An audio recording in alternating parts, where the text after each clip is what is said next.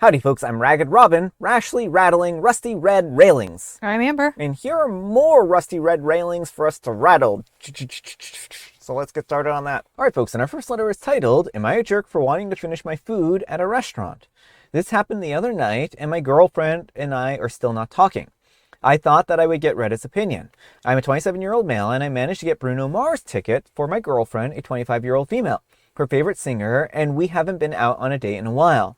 We decided to go out for dinner in the city before heading over to the show. I'll be first to admit that I've not been in the best of moods recently because of stressful work circumstances. This is something that my girlfriend knows. And even though I was tired, I was still committed to going out that night. Because of previously mentioned circumstances, I was late meeting my girlfriend for dinner by like 20 minutes. I didn't think that this was that big of a deal until halfway through our meal, she starts getting antsy about making it to the opener. For some context, the opener normally starts around 7, and it was like 6:50 and a 5-minute walk to the stadium. I'm halfway through my steak. She suggests that I get a to-go box and sneak it into the stadium for later.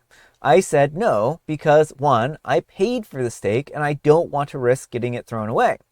2, steak should be enjoyed fresh as possible and I don't want to use a microwave. Why does she even care about the opener? I thought that she was there for Bruno Mars. It's bad enough that I'm already taking her out to thirst over Bruno Mars, singing explicit songs about sex. And now I'm being torn away from my steak dinner. I tell her that if she's that worried about it, then she can go herself. So she gets up and leaves me there with my dinner and the bill.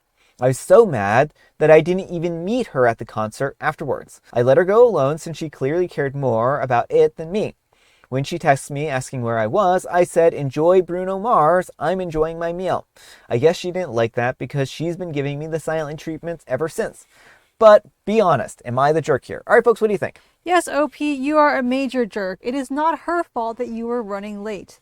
You should have ordered a meal that was appropriate for running late. Yeah. Now, these tickets you bought her were not purely for Bruno Mars. They were for the entire show, including the opener. Yeah. These tickets were supposed to be a gift to her. It didn't matter if it wasn't your favorite thing ever and it wasn't important to you. It was important to her, and you should have adjusted accordingly. Well, and I think it would have been different if he had actually sat down and been like, hey, babe, I know we're running late and everything like that. Would it be all right if we missed the opener? And if she had said, no, I really would like to go to the opener, then that would be fine. But he just assumed that she wouldn't want part of her gift, right? So OP bought her this as a gift, and he's like, oh, I can't believe she would go and use her gift. Yeah, well, I mean, instead of seeing it as her making the most of these tickets that he paid probably a considerable amount for. Yeah. And then his whole line about I'm paying for her to thirst over Bruno Mars, is pretty gross too. Yeah, I mean, you were going there together, and if you didn't want to go, then you shouldn't have bought tickets to go with her. You should have just given her a couple of tickets so that she could go with her friends or somebody else, right?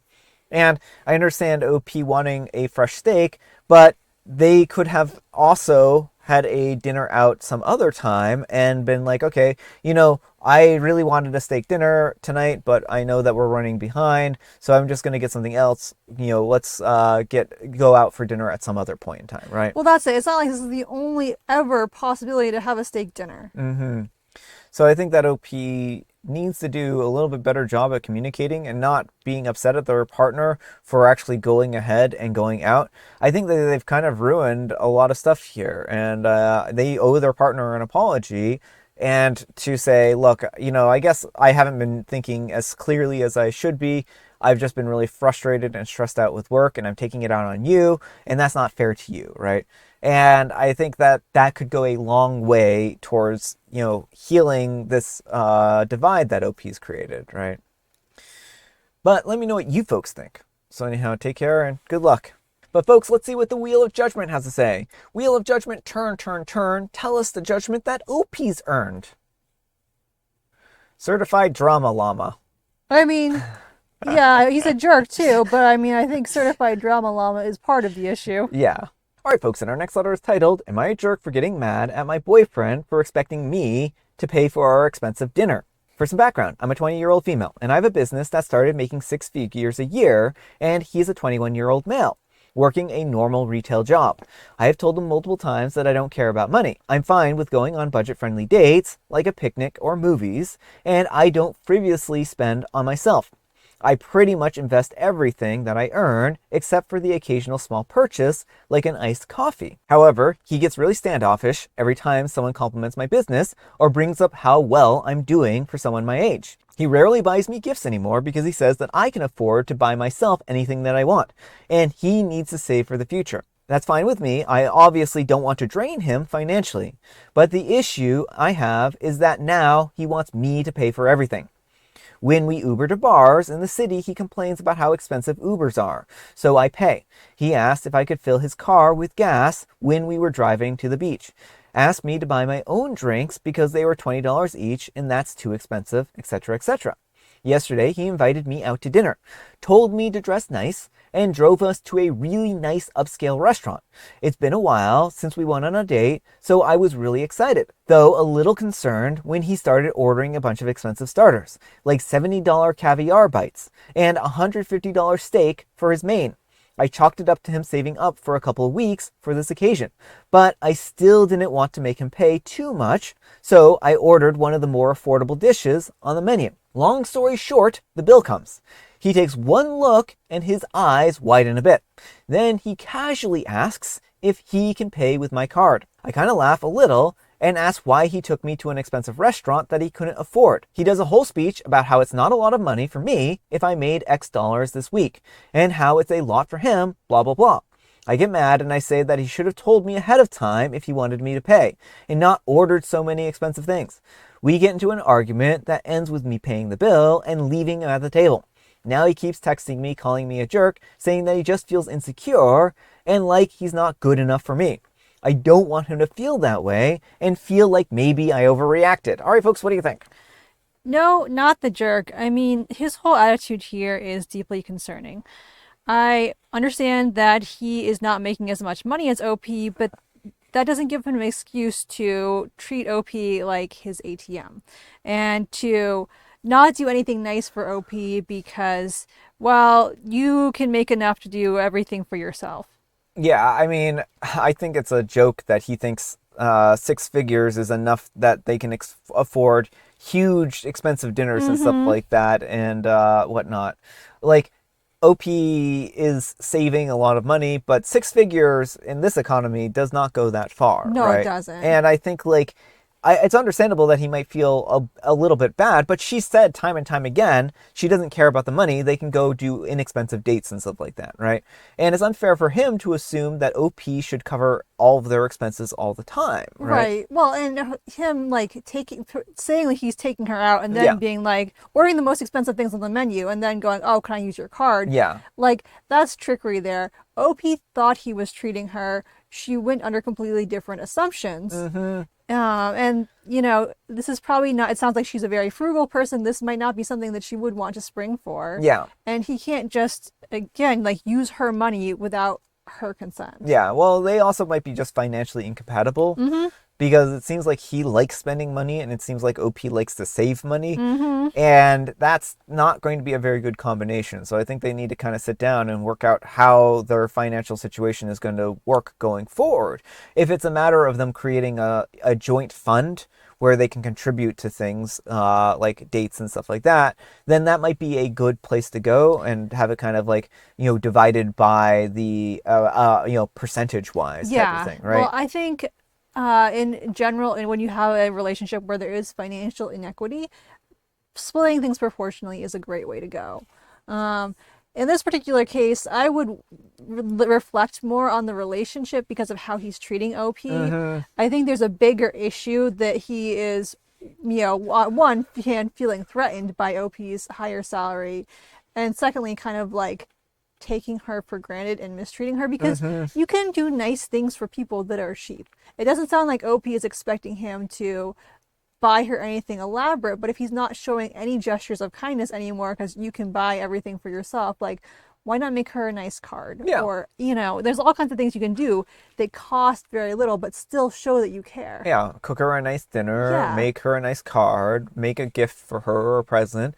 I mean, there's a lot of things that you can do to, give somebody that aren't just monetary in value, right? And a lot of people, it used to be, and maybe this isn't what it is like anymore, but it used to be that people appreciated handmade gifts a lot more over like store-bought gifts. You know, honestly, I love handmade gifts. Like Brian's mom made me this beautiful cross stitch for my birthday. And like just the amount of time and love she put into that, it's incredible. Yeah, and I think that a lot of people put way too much time, way too much stock in purchased gifts as opposed to like handmade gifts. Yeah, instead of weighing the monetary value, we have to we should reflect and be like, time is as valuable as money. Thought is as valuable as money, and so we need to move away from this mindset of, oh, this gift was a big ticket, so therefore it's more important, and because again, money isn't everything. Well, and I would argue that time is more valuable than money. You can't buy time, right? Like, time, once it's gone, is gone. And that's the reality of the situation. You can buy a lot of things, but you can't buy time. And unfortunately, that's the way life is. And so I think anytime somebody is dedicating their own personal time towards something, you should really examine that and say, wow, that is valuable just because of the time that somebody put into it. But let me know what you folks think. So anyhow, take care and good luck. All right, folks, and our next letter is titled, Am I a Jerk for Not Agreeing to Do All of My Mother's Homework Assignments? I'm a 19-year-old female, and my mother is a 35-year-old female, and she recently went back to school to get her high school diploma. A lot of her assignments require her to create PowerPoints and complete online homework assignments. I have been making all of her PowerPoints, which I don't mind because she gives me all the information, and all I have to do is make her slides. She recently asked me to do her online homework assignments. I was fine with doing 1 or 2 that day, but then she requested that I do every single assignment that gets posted from now on until I go back to school. She says that since it's summer break and I have no homework of my own to do, I can do hers. I told her no, those are her homework assignments to do and not mine. Her excuse was that she doesn't have a laptop to do them, even though she could go to a library or something, and that's understandable. So I told her that she could borrow my laptop.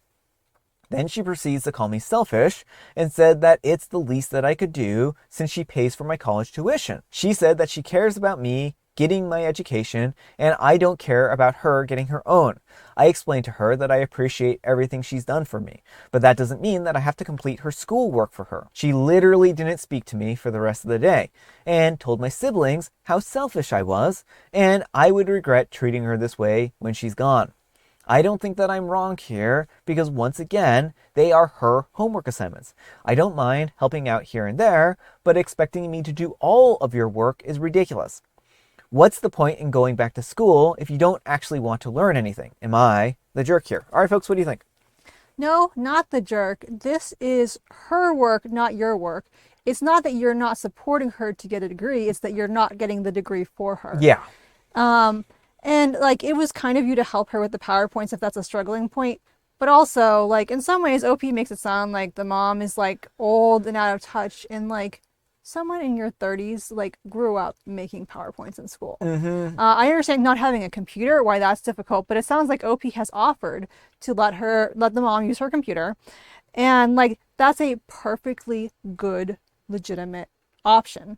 The mom needs to be willing to do her own work if she wants to get this degree. Yeah, I mean, also, what is she going to do when it comes to tests and stuff like that, right? If she has to take an exam, she's going to be completely unprepared for it if she isn't doing the homework.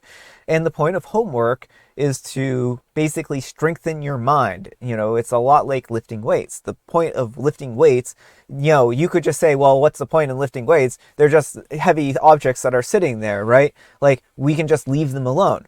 The point is so that you can build your physical, muscles, right? Yeah. And the same thing with your brain. If you don't use your brain, then you aren't going to build up your brain power, right? And she isn't going to learn anything from school if she is just letting OP do everything, right? So what's the point in going through school or going back for her degree if she's not going to take anything from it? So yeah, well, I mean, I think you bring up a very good comparison with the muscles, because like, you wouldn't pay someone to lift weights for you. Yeah, exactly. Like, it's pretty obvious why that doesn't work. And it's the same thing for your education. If you're not the one doing the work, it's not yours. Yeah. But let me know what you folks think. So anyhow, take care and good luck. Alright folks, and our next letter is titled, Am I a jerk for being hurt that I was proposed to using a mossanite ring even though he knows I'm a jeweler? I'm a 31-year-old female jeweler. My boyfriend is a 35-year-old male. I feel blindsided by my boyfriend who proposed to me using a mossanite stone. For years, I have worked with different stones and with different clients with out-of-this-world budgets. I have a Pinterest board, which I told that if he wants any ideas, what I like in the future, that he can just take a look at it. It's not like I'm asking for a 5 carat. I'm only asking to be just even a lab grown, no matter the carat, and I would gladly accept a 1 carat or even less. My boyfriend has a great job with a good income, so I don't think that is a money issue. Because even if it is, he can just have the stone on credit with 0 interest in my store. He bought a different cut, which is not even what I like, or even on my board. He bought a 3 carat mossanite, which in my mind will look even more fake. I feel unheard and hurt that he thought that I wouldn't recognize the stone. When I shared what I felt about it and told him that having a ring meant so much more to me because it will be with me through old age. And he dismissed me and told me that all stones look similar and that no one would notice if it was mossanite, lab grown, or a natural diamond. Am I the jerk for speaking my mind? All right, folks, what do you think? No, not the jerk. It is downright insulting that he would. It sounds like he tried to pull a fast one on OP as if she, a jeweler, wouldn't know the difference. But in general, his attitude here is very concerning. It seems like he has no concern about OP's preference and is all about looking flashy without paying money. His whole, no one will know the difference. It doesn't matter. What matters is it's not what OP wanted. Yeah, I mean, OP noticed the difference. And I mean, I think saying that nobody will know the difference and just then being like, but you're different because you're a jeweler. Well, OP works with jewelers, right? And she works in a jewelry store, and that's kind of going to be her calling card too, right? And so it might be important for her to have a diamond ring because it's part of her industry. That, and also like the size of the ring, like, because I think my fake ring is it's 3 carats, 3 I think. carats. Yeah, it's big and gaudy. And you can tell it is fake because of the size. Yeah. Like, I do not look like the type of person who would be wearing a 3 carat Diamond ring. Yeah. And so, like, when you have those really big carat mossanite rings, like, yeah, people are gonna know. Yeah. Well, and I think that what's more is that this is something that she stressed to him and said that was important.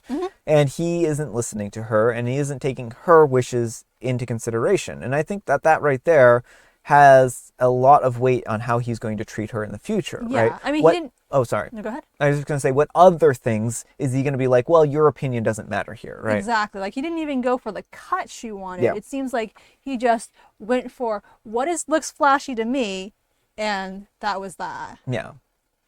But let me know what you folks think. So anyhow, take care and good luck. All right, folks, it's tea time. Grab your beverages of choice. I've got some tea right here, and Amber, she has a joke.